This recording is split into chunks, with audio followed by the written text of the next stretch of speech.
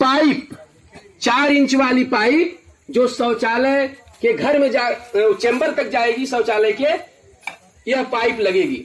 जैसे देखिए एक गड्ढा है, अब इसमें से एक पाइप गई है 4 इंच की, उससे यार हो जा रहा है इसलिए इधर बता रहे हैं।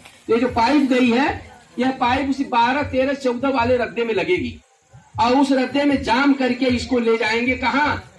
लैट्रिन के घर के पास। लैट्रिन के घर के पास जहां ले जाएंगे, जो उसकी दीवार होगी वही एक बनाएंगे चेंबर। दीवार में सटाकर चेंबर बनेगा, जान लीजिए, दीवार से सटाकर चेंबर बनेगा। जब दीवार से सटाकर चेंबर बनाने लगे तब आपको ध्यान देना होगा, ये चेंबर जब बने तो जो उसका गड्ढा का सबसे ऊंचा वाला रद्दा है 14वां, उस रद्दा से ऊंची इसकी जगह होगी, जमीन होगी।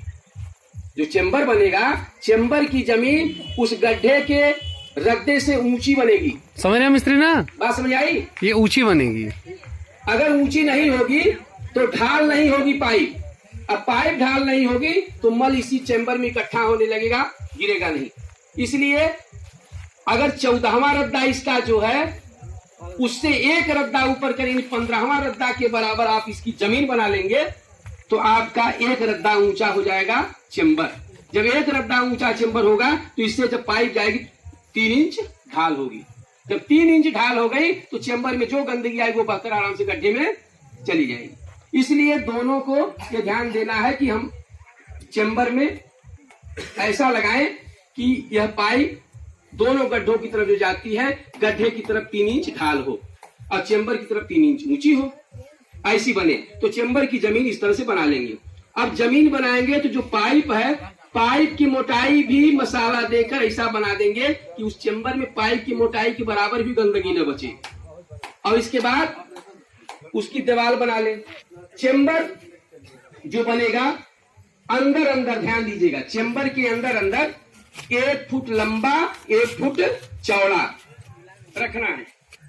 चेंबर अंदर अंदर 1 फुट लंबा 1 फुट चौड़ा रखना है। जैसे देख लीजिए आपका ये 1 फुट है और ये देखिए 1 फुट है कि नहीं? 1 फुट अंदर अंदर 1 फुट चौड़ा और 1 फुट लंबा है ना? ये चेंबर अंदर अंदर होना चाहिए। दीवार आपकी 4 इंच की 9 इंच की जो चाहे बना दे, लेकिन ये अंदर अंदर 1 फुट लंबा 1 फुट चौड़ा।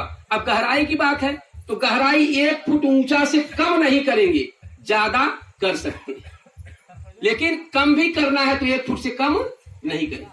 जैसे शौचालय ऊंचा है तो इसकी पाइप ऊंचाई पर होगी, गिरा इसमें जो गिरा वो सब बह गया, ठीक है? इस तरह से चेंबर में ध्यान देना एक चीज का और, कि एक गड्ढे के पाइप का मुंह बंद कर देंगे। एक गड्ढे के पाइप का मुंह बंद कर देंगे। देखिए जैसे हमने यहाँ पर बंद किया, इधर का मुंह बंद कर दिया, इसका खुला है, इधर से आएगा तो सब भग जाएगा गड्ढे में। ठीक है? बात समझ आ रही कि नहीं? देख रहे हैं आप लोग, केवल सुन रहे हैं? देखिए अभी ये देखिए, इधर खुला है, इधर से आएगा शौच और बह जाएगा, चल जाएगा गड्ढे में। इस प्रकार इसका मुंह देखिए बंद है।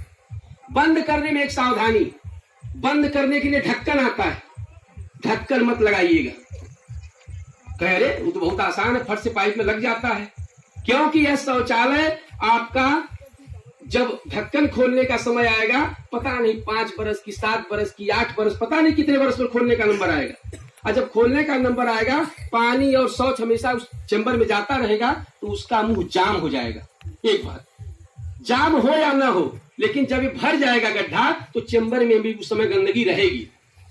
तभी तो मालूम होगा उधर यहाँ लगता है कि भर गया, तो जब भर गया होगा चेंबर का मुख उतना ऊंचा जितनी ऊंची पाइप है, तो चेंबर का जो ढक्कन आप लगाए चेंबर में उस पाइप में, वो भी तो डूबा होगा, तो हाथ डाल के पकड़ना पड़ेगा। एक बात।